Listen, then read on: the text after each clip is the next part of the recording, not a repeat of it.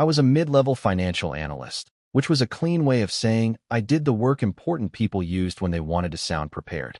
I built forecasts, checked market assumptions, cleaned up messy projections, and sat in meetings where men like Martin repeated my own numbers back to me as if I had not made them. Martin was my direct supervisor. He was tall, polished, and always smelled like expensive cologne before 9 in the morning. He had this way of standing behind your chair while you worked, pointing at your screen, saying things like, "Let's sharpen this," when what he meant was, "Make this good enough for me to present." That quarterly board presentation was supposed to be his moment. Only he had decided, 2 days earlier, that I would speak for the risk section. "Good visibility for you," he said. What he really meant was, if the section went well, he would remind everyone he trained me. If it went badly, I would be the quiet analyst who failed under pressure. So by the time I reached the 26th floor, I was already sweating under my jacket. The boardroom doors were closed. I could see my reflection in the glass wall beside them. Wet hair, coffee stain, blue tie, now mostly ruined. I wiped one hand down the front of my shirt like that would solve anything, then opened the door. Every head turned. Martin's eyes narrowed first. Then I saw Deborah Hart at the head of the table. I had seen her maybe 5 times before that morning, always from a distance. Elevator bank, company town hall, once in the lobby, walking through a crowd that seemed to separate for her without being asked. She was not loud. That was the thing. Some executives tried to fill a room by talking over everyone. Deborah Hart filled a room by making everyone else careful. She sat perfectly straight, dark blazer buttoned, silver pin in one hand, expression calm enough to make my late entrance feel even worse. "Mr. Neville," Martin said, with a smile that was not a smile. "Glad you could join us." "Apologies," I said. "Train delay." Nobody cared. I knew that. I moved to the screen, opened my laptop, and tried to plug in the cable with fingers that did not want to work. For one terrible second, the display did not connect. Then the Northbridge logo flashed up, followed by my slides. My slides. Martin's name on them. I started talking. And somehow, after the first minute, my voice steadied. Numbers helped. Numbers did not care if your tie was stained. They did not stare at you because you were late. They either held up or they didn't. I walked them through the risk forecast for the European supply contracts, the currency exposure, the cost pressures, the 3 partner scenarios Martin had wanted me to simplify until they were almost useless. I did not simplify them. I explained them clearly.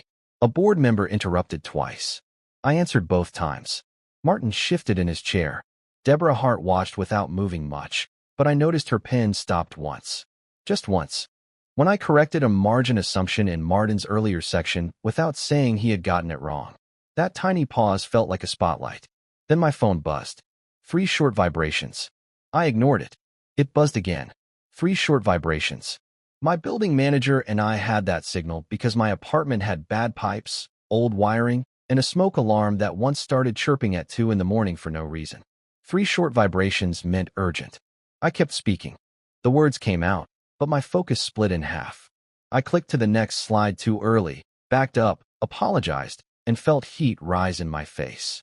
Deborah's eyes moved from my face to my jacket pocket. "Mr. Neville," she said. The room went quiet. I looked at her. "Yes." "Answer it." Martin gave a small laugh.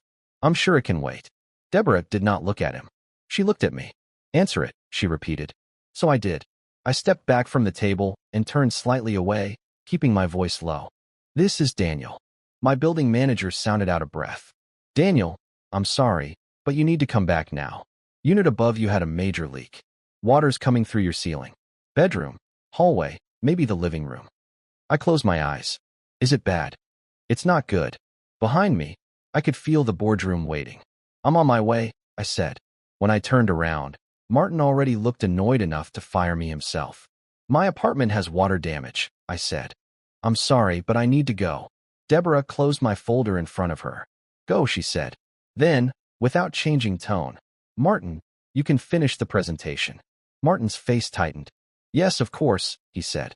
I packed up too fast, almost dropped my laptop charger, then got out of that room feeling like I had just walked away from the only decent professional moment I'd had in years.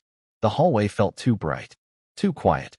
I pressed the elevator button, stared at the numbers above the doors, and told myself not to think about Deborah Hart watching me leave. By dinner, Martin would have a version of the story where I had cracked under pressure.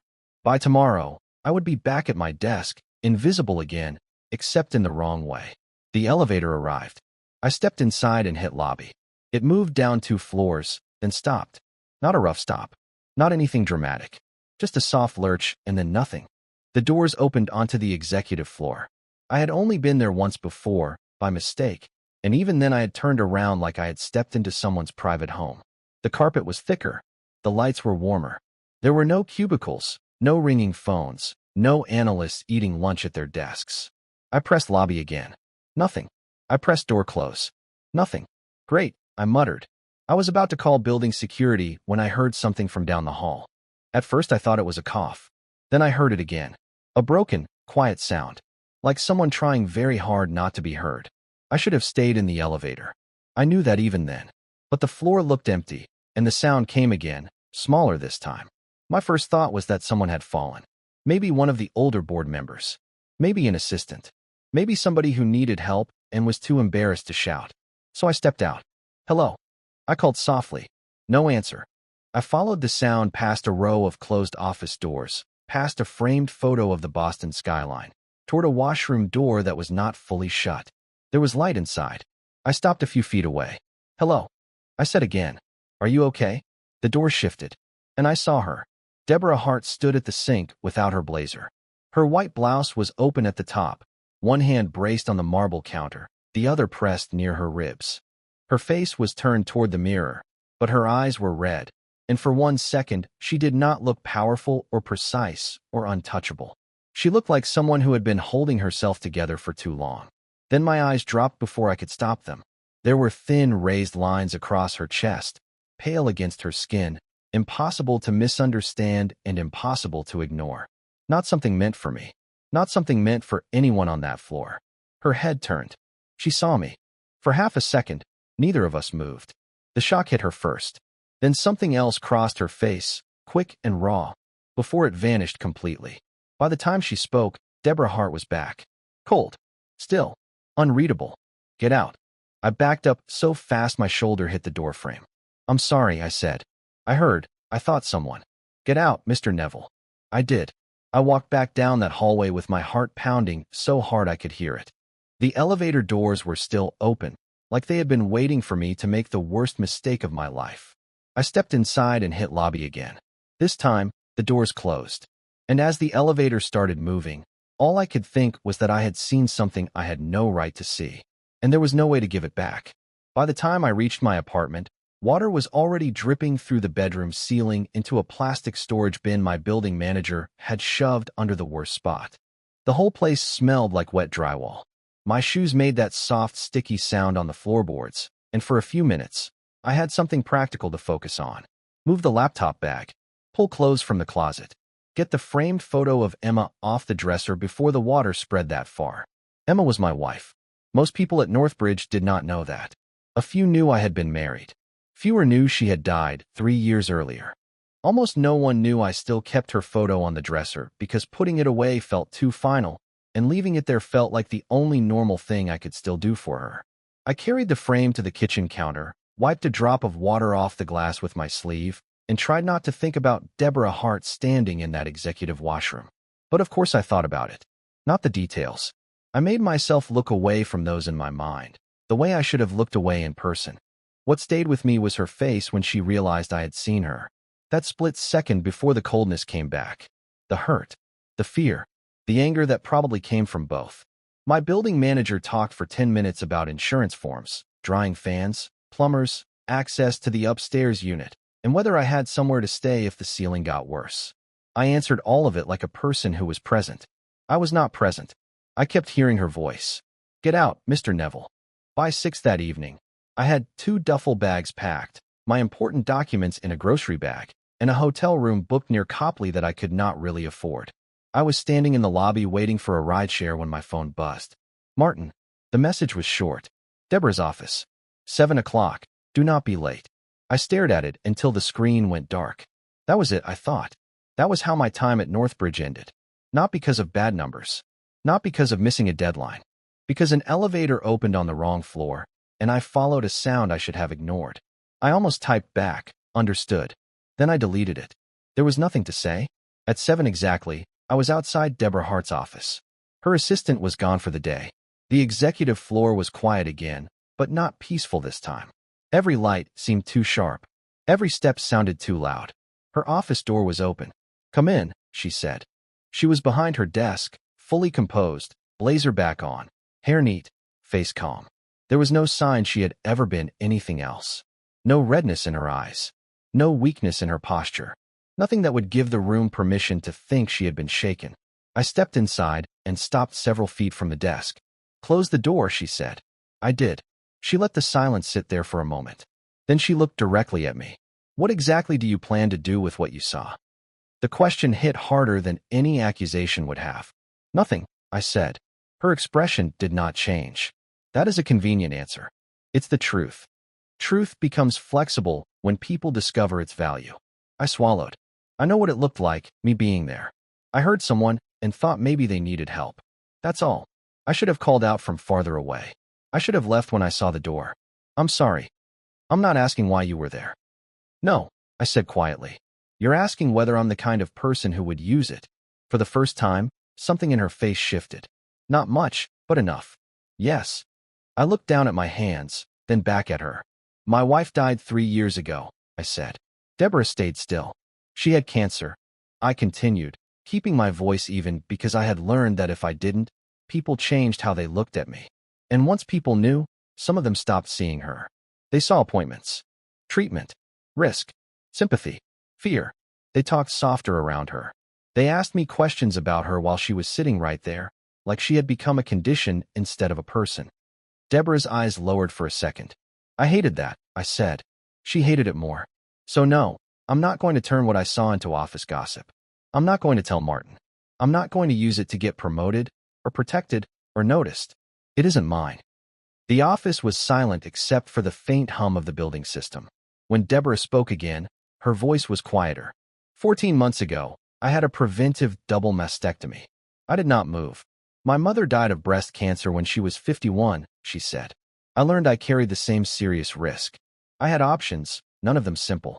I chose the one that gave me the best chance of staying alive. She said it plainly, almost like she was reading from a report. But her fingers were pressed flat against the desk, and I could see the pressure in them. "I told very few people," she continued. "Not because I was ashamed, because I know exactly how the board would interpret it. Every firm decision would become overcompensation. Every hard quarter would become a health concern. Every disagreement would become a question about whether I was still steady enough to lead." I nodded once. "I'm sorry," I said. "Not for what you chose. For the fact that you had to calculate everyone else's reaction to it." That landed somewhere. I could tell because she looked away toward the dark windows behind me. Then she stood and walked to the side table near the bookshelves. For a moment, I thought she wanted the conversation over. Instead, she poured herself water, held the glass, and did not drink from it. "The truth stays in this room," she said. "Yes. I need you to understand what I'm saying, Mr. Neville. Not mostly. Not unless it becomes inconvenient. Not unless someone pressures you. It stays here." She studied me like she was checking the math in my face. Finally, she gave one small nod. "You can go." I reached for the door, relieved and unsteady at the same time. "Mr. Neville." I turned back. "Monday morning. 8 o'clock. Come here before you go to your desk." My stomach tightened again. "For what?" "There's a project I've been considering assigning to someone." I waited, but she did not explain. "That will be all," she said. So I left. That weekend, I slept badly in a hotel room that smelled like carpet cleaner and old air conditioning. I answered insurance emails. I washed office shirts in the bathroom sink. I checked my work messages too often and found nothing from Martin except one forwarded calendar invite with no comment. Monday morning, I arrived at Deborah's office at 7:56. The assistant waved me through. Deborah was already at her desk. 2 coffees sat near the edge. One black, hers. The other with milk, no sugar, exactly the way I drank it. I looked at it for half a second too long. She did not mention it. "Sit down," she said. I sat. She pushed a folder across the desk. "European expansion strategy. Frankfurt, Rotterdam, Lyon, and 2 secondary markets we're not ready to announce.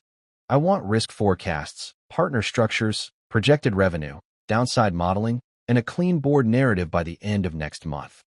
I opened the folder. It was bigger than anything Martin had ever trusted me with. Why me? I asked before I could stop myself. Deborah leaned back slightly. Because your numbers are careful, and you don't panic when someone challenges them. I almost laughed. I was late with coffee on my tie. Yes, she said. And then you corrected a bad margin assumption in front of 9 board members without embarrassing the man who made it. I had no idea what to say to that.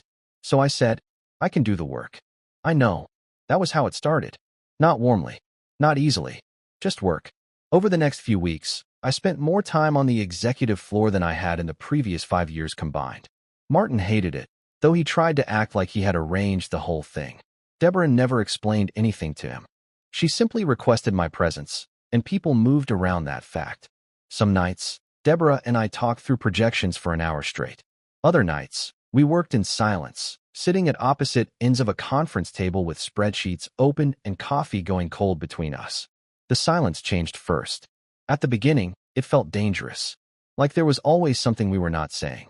Then, slowly, it became useful, comfortable even. She did not fill quiet space just to control it. I did not fill it because I had learned a long time ago that not every silence was asking to be fixed. One Thursday night, I found a major error in my own projection. It was not obvious. A currency assumption carried across 3 tabs wrong, changing the downside model just enough to make the risk look cleaner than it was. I could have fixed it and said nothing. Instead, I knocked on Deborah's open door at 9:15. I made a mistake, I said. She looked up from her screen. I explained it. Showed her where it happened. Showed her the corrected version. Then I waited for the disappointment. Deborah reviewed the numbers, clicked through the tabs, and sat back.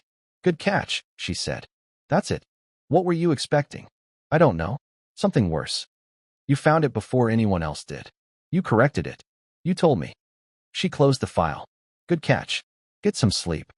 I stood there for a second, strangely thrown by the calmness of it. At Northbridge, mistakes usually became weapons. Martin collected them, stored them, polished them, and brought them out whenever he needed to remind you who had power. Deborah did not do that. She just wanted the truth early enough to fix it. That night, as I rode the elevator down, I realized something I had not expected. I was not less careful around her because of what I had seen. I was more careful, not afraid careful, trusted careful, and that was different. The Frankfurt bid leaked on a Tuesday morning. I knew something was wrong before anyone said it straight out. People stopped talking when I walked past. Martin stayed in his office with the door closed, which usually meant he was either blaming someone or rehearsing how to look innocent. Legal came up to our floor twice before lunch. By 2, the rumor had shape. Northbridge had lost the Frankfurt manufacturing contract to a competitor that had undercut us by almost exactly the right amount. Not by a wild discount. Not by luck. By enough to beat us without making their own offer look desperate. That meant someone had seen our numbers. I was at my desk staring at the same spreadsheet for 15 minutes when Deborah's assistant appeared beside me. Ms. Hart would like to see you. She said it politely, but the people near me heard. Of course they did. I saved my file even though I had not changed anything, stood, and followed her to the elevator. Nobody looked directly at me.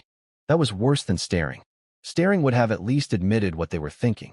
Deborah's office door was open. She was standing near the windows, phone in one hand, reading something on her screen. When I stepped in, she ended the call. Close the door, Daniel. She rarely used my first name at work. That told me enough. I closed it. The Frankfurt bid was compromised, she said. I heard. Your name appears in the access review. My mouth went dry. I reviewed the risk numbers 3 weeks ago, I said. Martin sent me the packet. I know. I didn't send anything out. I know that too. I looked at her then. She walked back to her desk and picked up a thin folder. The investigation will still include you. Legal will ask for device access, message records, outside contacts, financial history. You will hate it. Most people do. I had to sit down, but I stayed standing. Are you telling me because I'm a suspect? I'm telling you because I don't want you hearing it from Martin in the hallway. That was such a simple thing, and somehow it made my throat tighten. Why don't you think it was me? I asked. Deborah's face stayed calm. Because once before, you had information that could have helped you if you had used it against me. You didn't. That is not the pattern of someone who sells private information for advantage. I looked away because I could not hold her eyes after that. For 2 weeks, Northbridge felt like a building full of locked rooms. Legal interviewed me twice. Security reviewed my laptop. They asked about my savings account, my late wife's medical bills, my personal email, people I knew at competitor firms, trips I had taken, calls I had made after business hours. Every question sounded calm. Every question had a hook in it. Martin acted concerned in public. Terrible position to be in. He told me near the coffee machine, loud enough for 2 associates to hear. But I'm sure if everything is clean, it'll clear itself up. I looked at him, holding my empty mug. Thanks, Martin. He smiled like he had done me a favor. The strange part was Deborah. She changed nothing. Our Friday meetings stayed on the calendar. She still sent comments on the expansion model at odd hours. She still marked weak assumptions in red and wrote things like, too optimistic, or showed downside clearly. She never softened her work with me, and after a while I understood that was the point. She was treating me like I still belonged there. One morning, during the second week, I walked into her office with a folder under my arm and a headache behind my eyes. I had skipped breakfast because legal had scheduled another meeting at 9. Deborah noticed before I sat down. She pushed a small white plate across the desk. 2 pastries sat on it. Coffee is not food, she said. I looked at the plate, then at her. You brought pastries? I had them brought. Don't make it sentimental. I wouldn't dare. Her mouth almost curved. Almost. I ate one standing by the side table while she reviewed a partnership timeline, and for 10 minutes, nobody treated me like a question mark. I was just a guy eating a pastry too fast in the office of the CEO, while she told me my Rotterdam forecast needed better support. That was the kind of support Deborah gave. No speeches, no public defense, just the steady refusal to step away. Near the end of that week, she asked me to stay after our meeting. The office was dim except for her desk lamp and the city lights behind her. I have an event next Thursday, she said. I packed my notebook slower. Okay, a cancer research fundraiser. I'm giving the keynote. The word landed between us with a weight neither of us had to explain. I'd like you to attend with me, she said. Not as a date. I didn't think. I know. She looked down at the pen in her hand, then back up. That room is difficult in a way most people pretend it isn't. You understand that better than most. I thought of Emma in hospital waiting rooms, making jokes with nurses because she hated when everyone sounded too gentle around her. I thought of Deborah alone in that executive washroom, rebuilding herself before walking back into a boardroom. Yes, I said. I'll go. The fundraiser was held in a hotel ballroom near the harbor, the kind of place with tall windows, white tablecloths, and people speaking in low, polished voices. Everyone dressed like money. Everyone smiled with just enough sadness to prove they understood the cause. Deborah wore a dark green dress and a black wrap over her shoulders. She looked controlled, of course. She always did. But when we stepped inside, I noticed her fingers tighten once around the small clutch in her hand. Only once. You okay? I asked quietly. She looked at me. No. Then she walked forward and greeted the first donor like nothing in the world could touch her. I stayed near her through the reception. Not too close. Close enough. She introduced me as Daniel Neville from Northbridge Strategy, which sounded more impressive than anything on my badge. People asked about Europe, markets, logistics, the usual safe topics. Then they called her name. Deborah walked to the podium with her prepared remarks in one hand. She began exactly the way everyone expected, thanking the foundation, honoring the researchers, speaking about funding, early action, families, and progress. Her voice was steady, clear, professional. Then she stopped. Not for long, just long enough for the room to notice. She looked down at the pages. Then she set them on the podium. My mother died from breast cancer when she was 51, she said. The ballroom went still. Deborah kept both hands on the podium. 14 months ago, I had preventive surgery after learning I carried a serious inherited risk. I kept that private because I believed privacy was the only way to keep people from turning survival into doubt. Nobody moved. I have led companies through acquisitions, layoffs, rebuilds, failures, recoveries, and growth, she continued. But the hardest performance of my life was pretending that being afraid meant I was no longer strong. Her voice did not break. She did not ask for sympathy. That was what made it powerful. She was not begging the room to be kind. She was telling the truth and letting them decide what kind of people they were. I am still here, she said. So are many others. And some people we love are not. That is why this work matters. For 1 second after she finished, there was nothing. Then the applause came. Not polite applause. Real applause. People stood slowly at first, then all at once, and Deborah stayed at the podium with her face calm, though I could see her breathing was not. Afterward, she made it through 3 conversations, maybe 4. Then she handed her glass to a passing server and walked out. I followed. She did not ask where I was going. I did not ask where she wanted to go. We just moved through the hotel lobby, past the revolving doors, out into the night air. We walked several blocks in formal clothes without saying much. Her heels clicked against the sidewalk. My collar felt too tight. The harbor wind cut between buildings, and for once Deborah Hart looked less like a CEO and more like a person who needed to keep walking so she would not have to stand still. We ended up in a diner with bright lights, red booths, and a waitress who did not care who Deborah was. Deborah ordered fries and tea. I ordered coffee and a grilled cheese. For 2 hours, we talked about almost nothing important. She told me she once tried to cook risotto for a client dinner and served something closer to glue. I told her about the hiking trip I took 6 months after Emma died, where I got lost on an easy trail and had to ask 2 college kids for directions while pretending I had meant to come down that way. Deborah laughed at that. Actually laughed. Not boardroom polite. Not controlled. Real.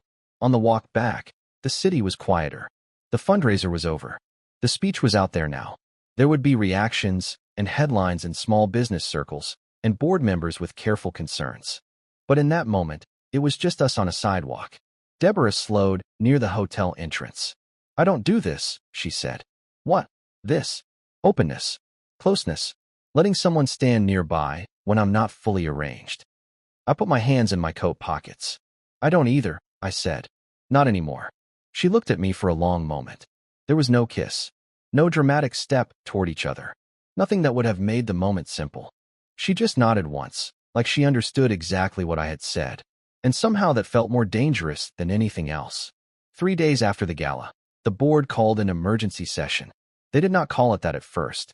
They called it a leadership alignment discussion, which was the kind of phrase people used when they wanted something uncomfortable to sound clean. I heard about it from Martin. He came to my desk late Friday afternoon, holding a folder he did not need, wearing that careful expression he used when he wanted to enjoy bad news without looking excited. Interesting week, he said. I kept my eyes on my screen. Busy one. Yes. Well, I imagine things will get busier. He tapped the folder against his palm. The board has concerns. That made me look up. About what? Martin lowered his voice, but not enough. He wanted the people around us to know there was something worth hearing. Ms. Hart's speech. The disclosure. The optics. Stability. Judgment. Whether that kind of personal revelation creates uncertainty at a delicate time. I sat back slowly. There it was. Not cruel words. Not open disrespect. Just polished phrases arranged like knives under a napkin. Did they say that directly? I asked. Martin smiled. Boards rarely say anything directly. I looked past him toward the windows. Outside, Boston was gray and wet again, the kind of late afternoon that made every office light reflect back at itself. They're trying to turn honesty into weakness, I said. Martin's smile faded. Careful, Daniel. I looked at him then. Really looked at him. For years, I had let him speak over me, around me, through me. I had let him take credit because fighting him seemed like a waste of energy I needed for surviving the day. But that afternoon, I felt something settle in me. Not anger exactly. Clarity. Thanks for the warning, I said. He did not like that. I could tell. He liked people nervous. He liked them grateful. He liked them small. I opened the European expansion file before he even walked away. The board meeting was Monday morning. Deborah already had a strong presentation. I knew that because I had built half of it with her. But strong was not enough anymore. The numbers could not just support her. They had to make the board look foolish for pretending their concern was business. So I stayed. By 7, most of the floor was empty. By 9, the cleaning crew moved around me. By midnight, I had taken off my tie, rolled up my sleeves, and rebuilt the expansion deck from the ground up. Frankfurt risk adjusted. Rotterdam partner timeline tightened. Lion revenue assumptions made more conservative. Downside scenarios clearer. Contingency plans placed before anyone could ask for them. Legal exposure summarized in plain language. Supply chain delays mapped with real buffers, not optimistic guesses. I cut every soft sentence. I replaced every expected upside with a range. I made the whole thing harder to attack.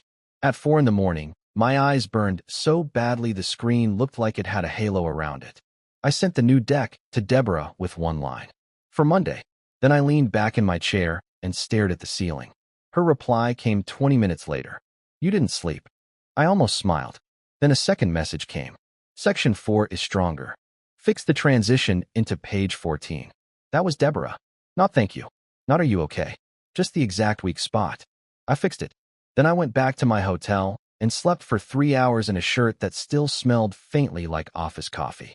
Monday morning, the boardroom felt different. I sat against the wall with a few senior staff members, my laptop closed on my knees. Martin sat closer to the table than he needed to, angled in a way that made him look involved even though he had not touched the rebuilt deck. Deborah entered last. Navy suit. Hair neat. No apology in her face.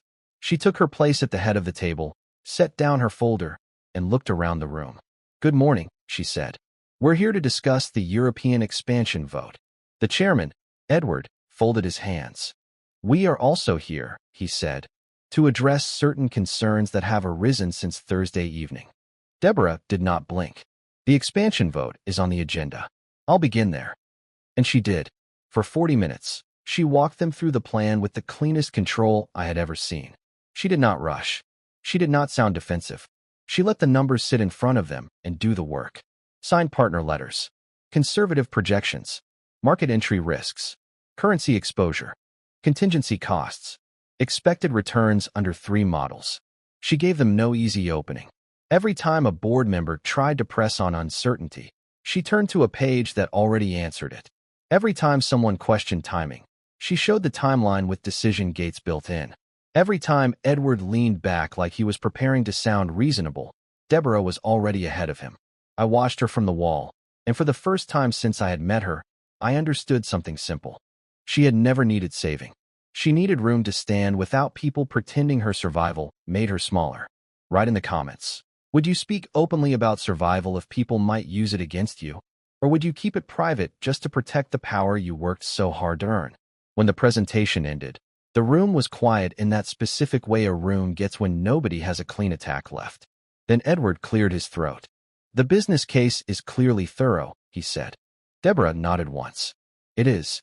However, some members of this board remain concerned about the judgment involved in making such a personal medical disclosure at a public event tied to the company's reputation. There it was again. Judgment. Disclosure. Reputation. Deborah closed the folder in front of her. Edward, she said calmly, are you asking whether my surgery affects my ability to lead this company? He shifted. I'm saying perception matters. Then be precise. A few people looked down. Edward's mouth tightened. The board has a duty to consider leadership optics. Deborah leaned back slightly. Then I suggest the board put its concern in writing. State clearly that honesty about survival raises questions about executive fitness. Send it to legal and public relations at the same time. I'll review it with both teams. No one moved. The silence was beautiful. Not loud. Not dramatic. Just complete. Edward looked at the board members to his left, then to his right. Nobody helped him. Deborah opened her folder again. Now, she said, shall we vote? The expansion passed with no opposition. One abstention. Martin looked like he had swallowed a paperclip. After the room cleared, I stayed behind to collect my laptop and the extra copies nobody had used. I expected Deborah to leave right away, but she walked around the table and sat in the chair beside mine. Not across from me. Beside me. For a few seconds, neither of us spoke. She looked tired. Not broken. Not shaken. Just tired in a way she finally did not seem interested in hiding from me. You handled that well, I said. She glanced at me. The transition on page 14 was better. I laughed before I could stop myself. Then she laughed too, quietly, looking down at the table like she was trying not to give the moment too much room. After that, things did not turn into some office scandal or dramatic secret romance. Deborah would have hated that, and honestly, so would I. It became something quieter. A rhythm. She still arrived before almost everyone. I still came in with my bag on one shoulder and too many files under one arm. Martin still tried to act important in rooms where nobody had asked him to speak. The leak investigation eventually moved past me, then past several others, and toward a senior procurement manager who suddenly took a leave of absence no one explained. Deborah and I did not talk much about what we were becoming. We worked. We argued over assumptions. We sat in late meetings where the city outside went dark and the cleaning crew learned not to interrupt unless the trash bins were full. Sometimes she called me at night to ask about a number, and sometimes the call lasted 10 minutes longer than it needed to because neither of us hung up right away. One evening, after a partner call with Rotterdam, we walked to the same diner from the gala night. This time, neither of us pretended it was random. She sat beside me in the booth, not across. That was how I knew. No announcement. No big line. Just Deborah Hart, who measured everything, choosing the seat close enough that our shoulders almost touched. Weeks passed. My apartment was repaired. The European project moved forward. The board found other things to worry about. Deborah remained precise, intimidating, and impossible to bluff. But some mornings were different now. I would step into her office at 8, and 2 coffees would be waiting on her desk. One black, one with milk, no sugar. Exactly right. Neither of us made a big deal out of it. We were still good at pretending when the moment required it. In a company like Northbridge, that was a useful skill. But now, when her office door closed and the noise of the building fell away, we both knew the truth. Pretending was no longer needed there.